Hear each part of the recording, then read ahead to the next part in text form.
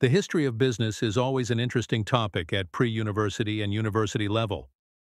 Well, I thought it was. The study of business, or our general understanding of business and its role in society, is sometimes confused and mistakenly made directly synonymous with more specific job professions within finance, consulting, or any other field you may be familiar with.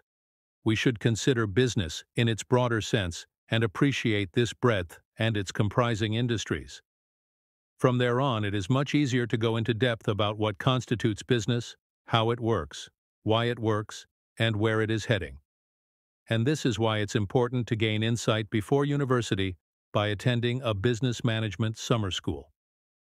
Of course, specific business industries rightfully deserve their detailed analyses, but we often underestimate more prominent characteristics and trends that transcend industries as well as geographical locations. So let's have a look at business from a past, present, and future perspective. Back to basics business, in simple terms, is when a person or organization profits by providing goods and/or services in exchange for money, engaged in commercial, industrial, or professional activities. Pretty straightforward, right? Well, because this definition is so broad, it is clear to see that it encompasses many different forms and types of business. Related read: what can you do with a business degree?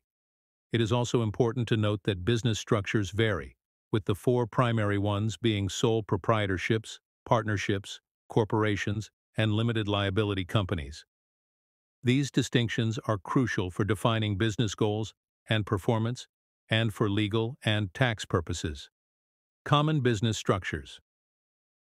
A sole proprietorship is a business owned and operated by a single person, so there is no legal separation between the business and the individual. This also means that the business owner is liable to him or herself for profits and losses. A partnership is similar to a sole proprietorship, but this includes operations amongst two or more owners. Generally, the benefit is that the business can share more resources and liabilities are spread across more owners.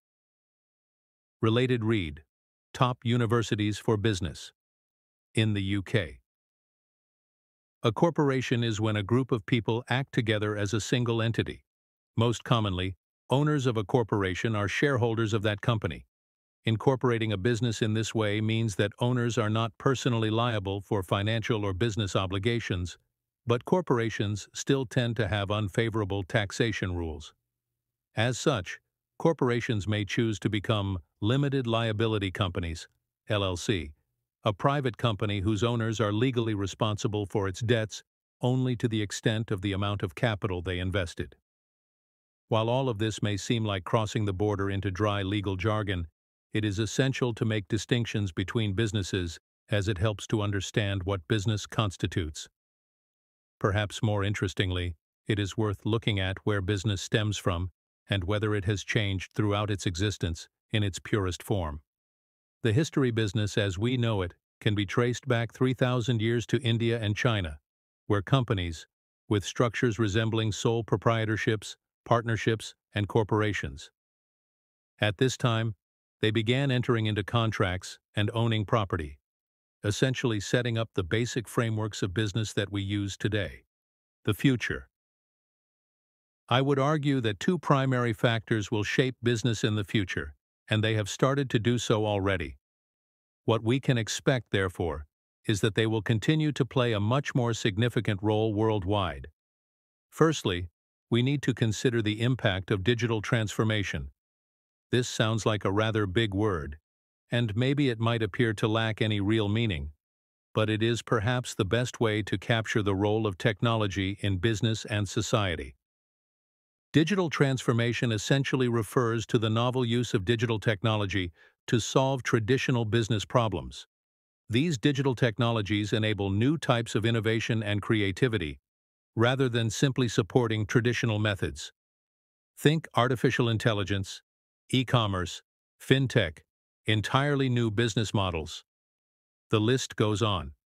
You have probably already experienced the digital transformation without even knowing it.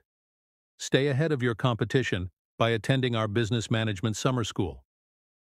We appreciate you joining us as we explore the history of enterprise, from prehistoric societies to cutting-edge commercial achievements. Please remember to like and share the video with other history aficionados and business enthusiasts if you enjoyed this excursion. Which business era most intrigued you? Leave a remark below. We'd be interested in hearing your ideas. Remember to subscribe for more engrossing tales and perspectives from the business world. Press the alert icon to ensure you never overlook any developments. Remain inquisitive, and we hope to see you in the future video.